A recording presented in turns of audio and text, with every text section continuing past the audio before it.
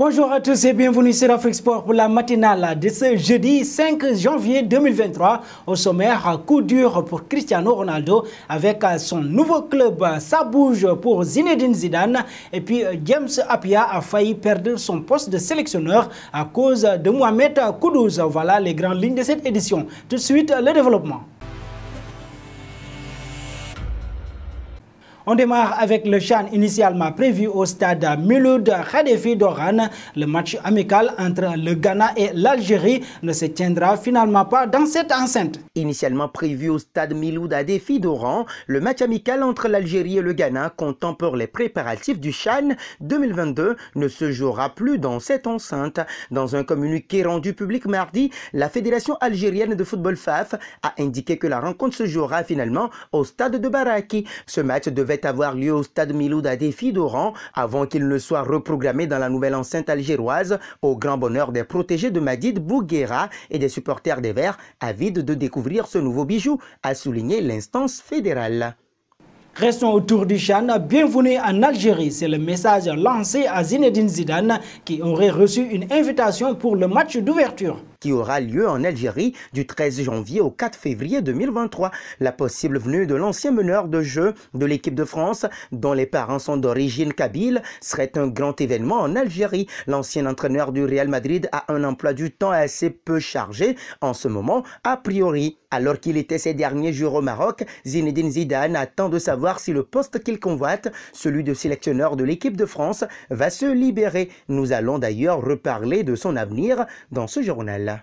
Un bond au Ghana, l'ancien sélectionneur James Appiah affirme avoir reçu des menaces de la part de certains responsables de la Fédération ghanéenne de football. L'ancien sélectionneur du Ghana, James Kwesi Appiah, affirme avoir reçu des menaces de la part de certains responsables de la Fédération ghanéenne de football pour avoir convoqué Mohamed Kudus alors qu'il était sélectionneur des Black Stars.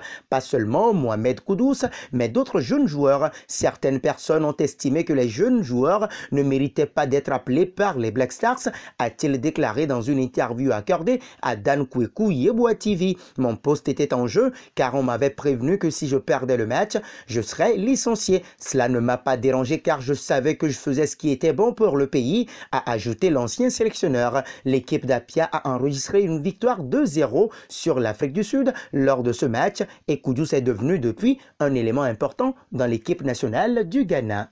Et puis passons à Lionel Messi. Le média argentin Clarín a fait une étonnante révélation. La Coupe du Monde portée par Lionel Messi lors de son tour d'honneur après la finale remportée par l'Argentine était en fait une réplique fabriquée par un couple de supporters argentins. Et la star de l'Albi Céleste ne le savait pas. Il s'agit en fait d'une réplique fabriquée par Paula Zuzulich et Manuel Zarro, un couple de supporters de l'Argentine est présent au stade lors de la finale. Cette copie du trophée Jules Rimet, ils ont mis 6 mois à la fabriquer pour un résultat bluffant. Poids et apparence identiques, cette version faite de résine et de quartz et recouverte d'une peinture semblable à l'or ressemble comme 2 gouttes d'eau à l'original. Mais comment s'est-elle retrouvée dans les mains des joueurs argentins? Après la remise officielle du trophée, le couple a donné sa copie à un proche de Leandro Paredes en espérant obtenir une dédicace du milieu de terrain de la Juventus Turin. Et c'est ainsi que cette version non officielle, pendant que le vrai trophée était brandi par d'autres joueurs,